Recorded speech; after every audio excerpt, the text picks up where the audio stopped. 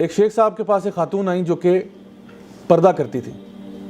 تو انہوں نے کہا کہ جی شیخ صاحب میرا شوہر جو ہے وہ دوسری شادی کرنا چاہتا ہے, تو آپ اس کو فتویٰ دے دیں کہ وہ دوسری شادی نہیں کر سکتا.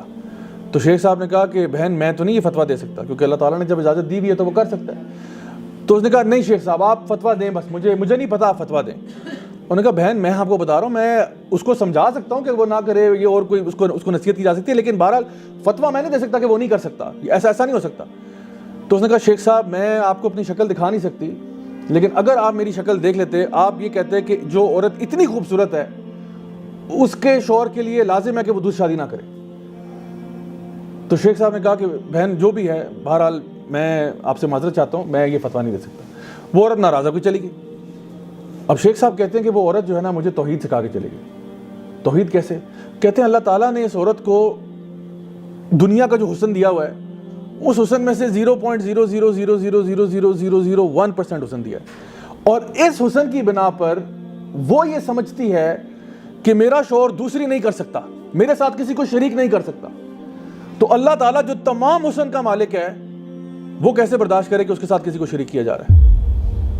اب ایک سوال پیدا ہوتا ہے کہ آخر اللہ تعالیٰ سے محبت کیوں کی جائے؟ چلیں اللہ سے محبت تو بعد میں ہم سوچتے ہیں, کسی بندے سے بھی محبت کیوں کی جاتی ہے دنیا میں؟ اب یہ محبت کا فلسفہ سنا رہا ہوں آپ کو. آپ جو بھی کوالٹی سوچ سکتے ہیں نا کسی بندے سے محبت کرنے کی, جان لیں کہ اللہ تعالیٰ میں وہ زیادہ ہے. اگر آپ کسی سے محبت اس لیے کرتے ہیں کہ وہ خوبصورت ہے تو ان اللہ جمیل و یحب الجمال, اللہ تعالیٰ خوبصورت ہے اور خوبصورت چیزوں کو پسند کرتا ہے, بلکہ اللہ تعالیٰ تو خوبصورتی کا پیدا کرنے والا ہے. اللہ سبحانہ وتعالیٰ المصور ہے, یعنی دنیا میں جو خوبصورتی اور رنگ بکھیرے ہیں اللہ نے بکھیرے, پوری کائنات میں جو رنگ بکھیرے ہیں اللہ نے بکھیرے, اور اللہ خود خوبصورت ہے. اور آپ کو پتہ ہے کہ جنت میں جب لوگ جائیں گے نا تو وہ اللہ تعالیٰ کا دیدار کریں گے, اور پھر اس دیدار کے بعد اس سے زیادہ کوئی چیز بھی ان کو محبوب نہیں ہوگی کہ انہوں نے اپنے رب کو دیکھ لیا. اور جب وہ اپنے رب کو دیکھیں گے وہ اور خوبصورت ہو جائیں گے, وہ بھی اور ان کے گھر والے بھی. تو اگر آپ کسی سے اس لیے محبت کرتے ہیں کہ وہ خوبصورت ہے تو اللہ سے زیادہ خوبصورت تو نہیں. اللہ تو خوبصورتی کا پیدا کرنے والا ہے, اور جس سے آپ محبت کرتے ہیں خوبصورتی کی وجہ سے, اس کی خوبصورتی کہاں سے آئی ہے؟ بازار سے لی ہے اس نے, وہ اللہ کی طرف سے آئی ہے. تو سوچے پھر اللہ خود کیسا ہوگا.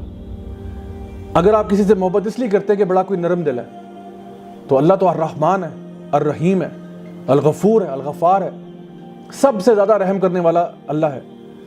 اللہ تعالیٰ کی رحمت کے نا 100 حصے ہیں, اللہ تعالیٰ نے صرف ایک حصہ پوری کائنات کو دیا ہوا ہے اور 99 حصے اپنے پاس رکھے ہوئے ہیں.